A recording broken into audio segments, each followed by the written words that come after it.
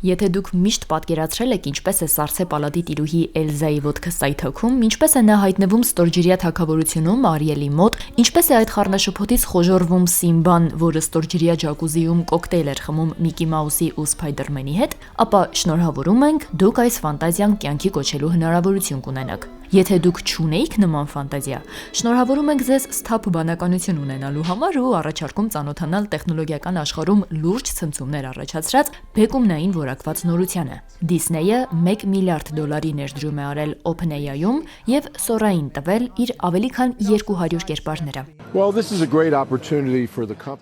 Սա հիանալի հնարավորություն է ընկերության համար։ Սպառողները հնարավորություն ունեն շփվելու մեր կերպարների հետ ամենաժամանակակից տեխնոլոգիական մեդիա հարթակներում։ Սա կարևոր է, քանի որ այս գործարքում արհեստական բանականությունը հարգում եւ գնահատում է մեր ստեղծագործականությունը, թե մեր կերպարներին, թե նրանց, ովքեր ստեղծել են այդ կերպարները։ Այսպիսով սա մեզ հնարավորություն է տալիս իսկապես դեր խաղալու արհեստական բանականության, մեդիայի եւ զվարճանքի նոր ձևերի իսկապես շունչ կտրող աճի մեջ։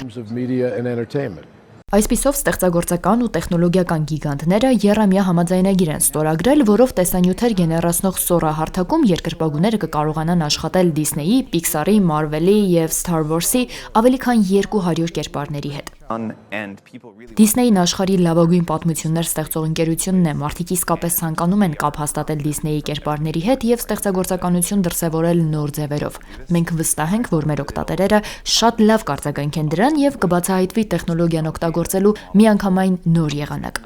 Այսպիսով OpenAI-ը հասանելիություն է ստանում ժամանակի լավագույն կերպարներին, Disney-ը ժամանակի ամենակիրառելի հարթակին։ OpenAI-ի գործադիր տնօրենը կարծում է, արդյունքում շատ բան են ստանալու նաև մարդիկ, որոնք հազվադեպ են ստեղծագործում։ Գիտեք, մենք անընդհատ նկատում ենք, որ աշխարհում ստեղծագործականության մակարդակը ցածր է։ Եթե նոր բաներ ստեղծելու համար ջանքերի, հմտությունների, ժամանակի քանակը նվազեցնենք, ապա մարդիկ շատ արագ կկարողանան կյանքի կոչել նոր գաղափարներ, ստեղծել նոր արվեստ։ Եվ եթե մենք կարողանանք մարդկանց ավելի մեծ ճկունություն տալ այս 200 կերպարների հետ, կարծում եմ, մարդիկ կունենան զարմանալի գաղափարներ։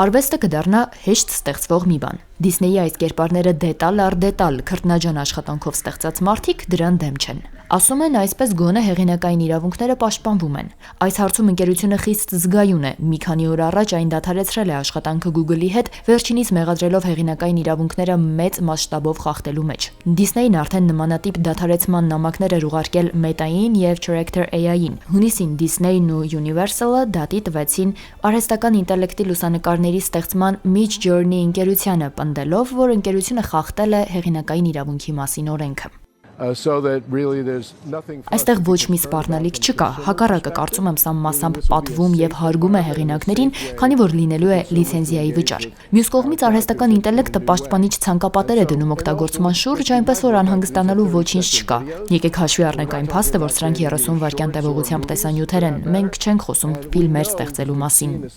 Սա այն դարաշրջանն է, երբ բոլորը կարող են լինել ստեղծագործ, կարծում են Disney-ում։ Լիցենզավորումից բացի Disney-ը կդառնա OpenAI-ի հիմնական հաճախորդը, ինտեգրելով դրա գործիքները ընկերության էկոհամակարգում։ Ներդրումային գործիքի շրջանակում Disney-ը կստանա OpenAI-ի բաժնեմաս եւ լրացուցիչ բաժնետոմսեր գնելու երաշխիքներ։ Ակնկալվում է, որ օգտատերերը կկարողանան օգտագործել գործիքը 2026 թվականից։